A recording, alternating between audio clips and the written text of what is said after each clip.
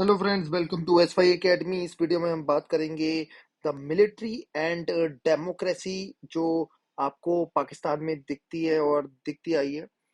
तो मिलिट्री भी चल रही है, डेमोक्रेसी भी चल रही है। दोनों एक दूसरे के वैसे काउंटर पार्ट्स है, मतलब ऑपोजिट्स है दोनों की।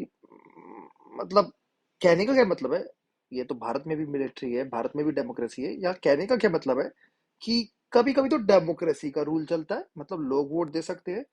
और कभी कभी मिलिट्री का रूल चलता है जहां कोई वोट नहीं देता।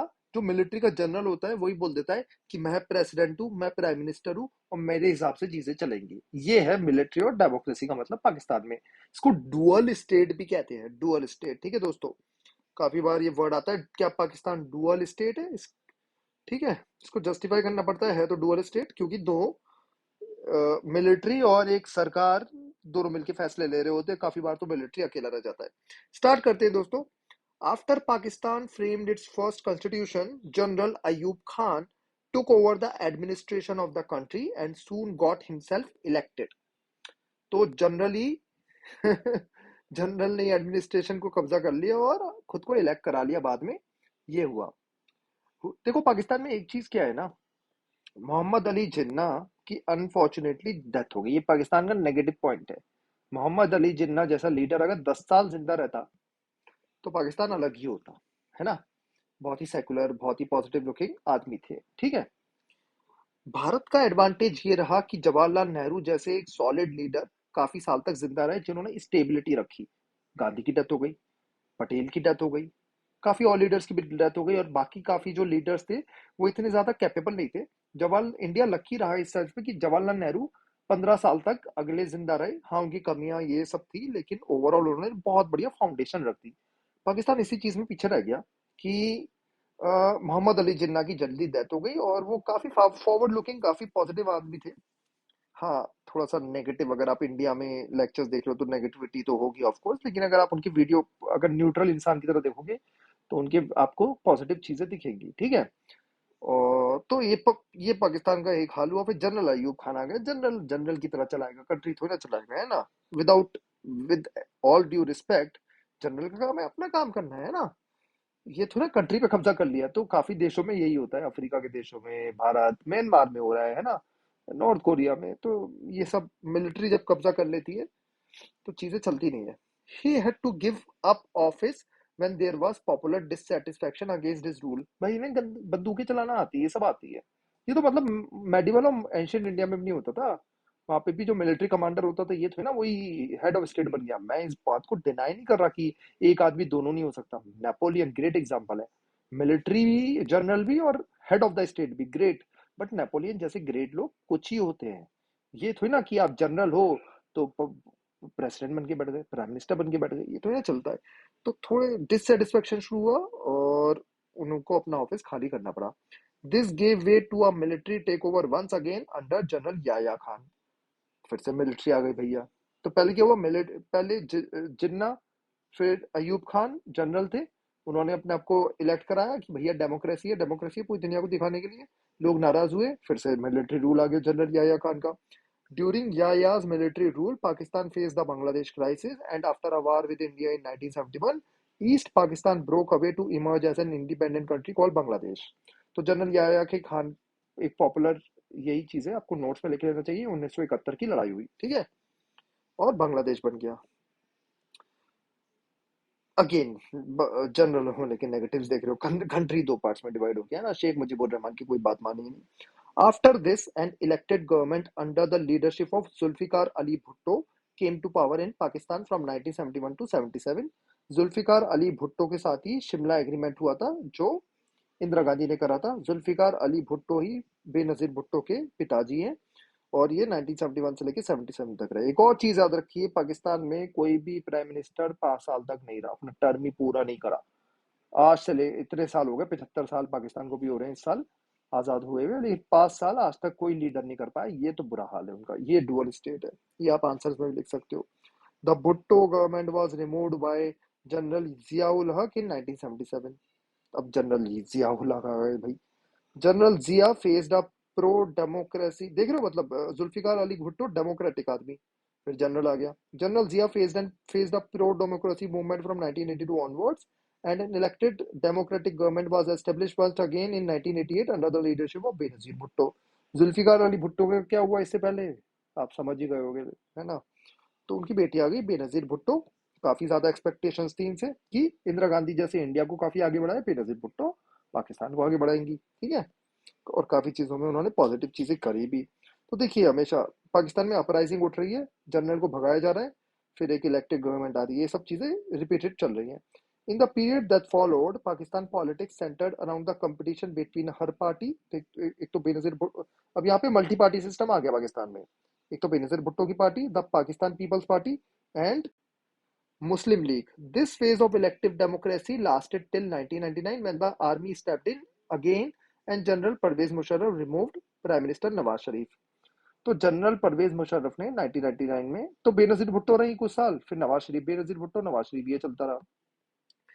कोई टर्म अपनी पूरी कर नहीं पा रहा था, वही पाकिस्तान के जो हाल रहता है। 1999 में लग ही रहा था कि कुछ ना कुछ होगा, बहुत साल हो गए। परवेज मुशर्रफ ने अपने आप को बोला भाई मैं हूँ प्राइम मिनिस्टर प्रेसिडेंट सब, और भगा दिया नवाज शरीफ को, ठीक है।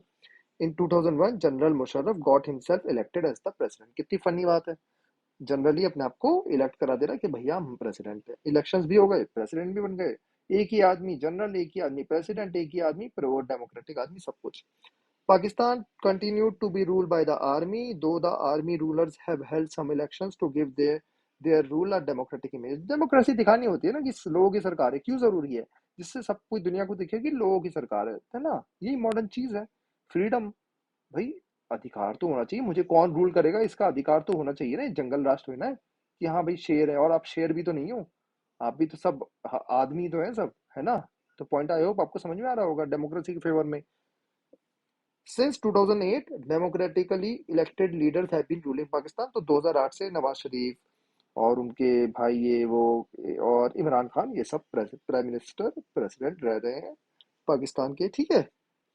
मेरे को कोई कमेंट सेक्शन में बताओ कि पार्लियामेंट्री सिस्टम है प्रेसिडेंशियल सिस्टम है पाकिस्तान में, काफी लोगों को ये पता क्लियर नहीं होता, ठीक है। तो 2008 तक जनरल परवेज मुशर्रफ रहे, और फिर पाकिस्तान में इलेक्टेड लीडर्स आ रहे हैं। Several factors have contributed to Pakistan failure in building a stable democracy।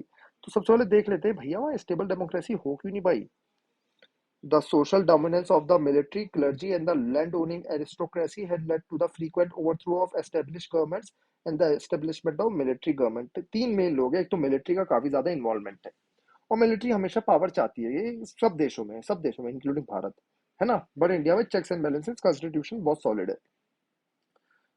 Clergy, religious लोग, है ना, उनको लगता है मिलिट्री रूल जो है हमारे फेवर में ज्यादा रहेगा, है ना। और उनको ताकत ताकत भी दिखती है मिलिट्री में, उनको तो लगता है गवर्नमेंट जो है वो वीक है, इंडिया से अच्छे रिश्ते कर रही है ना। लैंड ओनिंग एरिस्टोक्रेसी ग्रास, ये भी वही वही सेम पॉइंट्स कि इनको चाहिए मिलिट्री मिलिट्री रूल आता रहे और ये तख्ता पलट होती रहे। कोई भी लीडर अगर इनके खिलाफ एक्ट करेगा, लैंड ओनिंग एरिस्टोक्रेसी, बड़े बड़े लोगों के खिलाफ, तो ये उसकी उसका उसको साफ कर देते हैं और मिलिट्री को वापस बिठाने में हेल्प करते हैं। तो ये सब मिलके मजे चल रहे हैं वहाँ। Pakistan's conflict with India has made the pro-military groups more powerful। तो एक ये और मोर रीजन है कि देखो इंडिया स्ट्रांग हो रहा है, इंडिया स्ट्रांग हो रहा है, देखो हम कुछ करने रहे इंडिया के लिए, देखो हमें कश्मीर नहीं मिल रहा है, देखो हमें पंजाब नहीं मिल रहा है, देखो हमारा बंटवारा कर दिया, तो मिलिट्री रूल लाओ, मिलिट्री रूल लाओ, हमारी गवर्नमेंट तो बड़ी सॉफ्ट है, ये बातें चलती है वहाँ पे। Those groups have often said that political parties and democracy in Pakistan are flawed, that Pakistan's security would be harmed by selfish minded parties and chaotic democracy, and that the army's stay in power is therefore justified। बोलते हैं कि पाकिस्तान में जो political parties democracy है सब system flawed है, बेकार, इसको फॉलो नहीं करना चाहिए। पाकिस्तान की सिक्योरिटी इन सेल्फिश लोगों के हाथ में नहीं दे सकते जो इलेक्ट होके आते हैं। हमें पाकिस्तान की सिक्योरिटी आईएसआई, हमें पाकिस्तान की सिक्योरिटी मिलिट्री, बल्कि ये जिहादिस्ट ग्रुप के हाथ पे दे दो, लेकिन इलेक्टेड गवर्नमेंट के हाथ में मत दो। ये वहाँ के ये जो लोग हैं ना, सारे लोग नहीं सोचते, देखो most of the people her country के अच्छे हैं, ये अपने नोट्स में लिख लो, 80 से 90%, ठीक है, हर कंट्री के अच्छे लोग हैं। तो वो 10 से 20% जो लोग हैं उन्होंने दुनिया बर्बाद कर रखी है। पाकिस्तान का भी सेम हाल है, ठीक है। तो वो जो, और जनरली आप देखोगे उनके सेल्फिश इंटरेस्ट होते हैं, अमीर अमीर लोग होते हैं वो, ठीक है, गरीब भी नहीं होते, अमीर अमीर लोग होते हैं वो। जैसे यहीं पे ऊपर लिखा हुआ है, लैंड ओनिंग एरिस्टोक्रेसी, क्लर्जी, ये सब परेशान कर रखा है ना। ये बोलते हैं भैया आर्मी का पावर में स्टे होना बड़ा जरूरी है, वरना तो भारत स्ट्रांग होए जा रहा है। उनको दिख नहीं रहा कि भारत तो डेमोक्रेसी की वजह से स्ट्रांग हो रहा है, ये नहीं दिख रहा, और वहां के लोगों को समझ नहीं आ रहा। While democracy has not been fully successful in Pakistan, there has been a strong pro-democracy sentiment in the country. लोग चाहते हैं वहाँ पे स्टेबल स्ट्रॉन्ग डेमोक्रेटिक गवर्नमेंट आए। ठीक है, ये लोगों का व्यू है। क्यों नहीं होगा, हर कोई इंसान यही चाहेगा। Pakistan has a courageous and relatively free press and a strong human rights movement. तो ये पाकिस्तान की कुछ अच्छी चीज है कि वहाँ का प्रेस काफी बढ़िया है। डॉन करके एक न्यूज़पेपर आता है, काफी अच्छा न्यूज़पेपर है, पढ़ सकते हो आप भी, DAWN।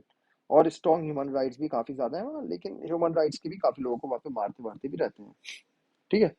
The lack of genuine international support for democratic rule in Pakistan has further encouraged the military to continue its dominance. तो इंटरनेशनल प्लेयर्स ने भी थोड़ी सी बर्बादी कर रखी है, वो चाहते हैं मिलिट्री रूल रहे। एक तो आर्म्स वगैरह अपने वेपन वगैरह सेल कर देंगे पाकिस्तान को, ऊपर से थोड़ी सी इंस्टेबिलिटी रहेगी। भारत पाकिस्तान पता चले कि इतने स्ट्रांग हो जाए कि बाकी कंट्रीज को चैलेंज करने लग जाए, कितनी बड़ी बात होगी उनके लिए, है ना। पता चले इंडिया नंबर 1 पे, नंबर 2 पे पाकिस्तान, बाकी तीसरे नंबर पे कोई और कंट्री आ रहा है, तो वो ये बिल्कुल नहीं चाहते, है ना। तो ये बहुत जरूरी है, क्योंकि लोग तो मेहनती हैं यहाँ के। और जब भी स्टेबल हुआ रीजन, तो पता नहीं क्या होगा, किस पोटेंशियल के साथ ग्रो करेगा, सार कितना स्ट्रांग हो जाएगा, ये सब बिल्कुल नहीं चाहते western Nations. The United States and other Western countries have encouraged the military authoritarian rule in the past for their own reasons. जो मैंने अभी आपको समझाया, अपने रीजंस की वजह से वो चाहते हैं भैया मिलिट्री रूल ही चलाए। Given their fear of the threat of what they call global Islamic terrorism and the apprehension that Pakistan's nuclear arsenal might fall into the hands of these terrorist groups, the military regime in Pakistan has been seen as the protector of Western interest in West Asia and South Asia. तो इनकी अलग एक और theory है। वो बोलते हैं कि ये तो इस्लामिक टेररिज्म फैल सकता है, इसलिए मिलिट्री स्ट्रांग होना बड़ा ज़रूरी है। डेमोक्रेटिक गवर्नमेंट तो बचा ही नहीं सकती इस्लामिक टेररिज्म को, बल्कि उल्टी बातें हैं। मिलिट्री रूल होता है, उसकी वजह से ये जो टेररिज्म है ज़्यादा फैलता है ना। बंदूक लेके कोई घूमेगा, एक को मारेगा, उसके घर में 4 टेररिस्ट पैदा होंगे, है ना। और इनके मन में ये भी डर है कि पाकिस्तान के जो न्यूक्लियर आर्सेनल है, ये टेररिस्ट ग्रुप्स के हाथ में ना चले जाए, इसलिए मिलिट्री रूल होना बड़ा स्ट्रांग है, और उस मिलिट्री को हम बम वगैरह देते रहेंगे, वेस्टर्न कंट्रीज सोचते हैं। ठीक है, अपना इंटरेस्ट चला रहे हैं। वेस्ट एशिया, सऊदी अरेबिया वगैरह, ये जो कंट्रीज है गल्फ के, ये भी यही चाहते हैं। I am always at a good calculation है, मुशर्रफ कह रहे हैं ये तो प्रेसिडेंट जनरल है ना। और ये दोनों एक ही आदमी बन गया, वाह।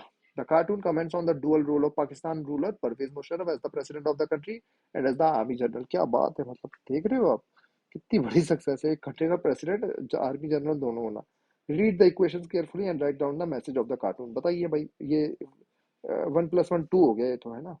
यहाँ तो कुछ सही नहीं चल रहा था ऊपर हिसाब। और क्या निकलता है इस कार्टून से, मतलब आप कमेंट सेक्शन में लिखे। ठीक है। यहाँ पे एक क्वेश्चन लिखा हुआ है, Germany can be reunited, why can't people of India and Pakistan at least travel more easily to each other country. तो ऐसा हाल है, पाकिस्तान में अगर कोई इंडिया वाला चला जाए और पासपोर्ट में ठप्पा लग जाए कि आप पाकिस्तान गए हो, तो बाकी काफी कंट्रीज के तो वीजा मिलना मुश्किल हो जाएंगे, है ना।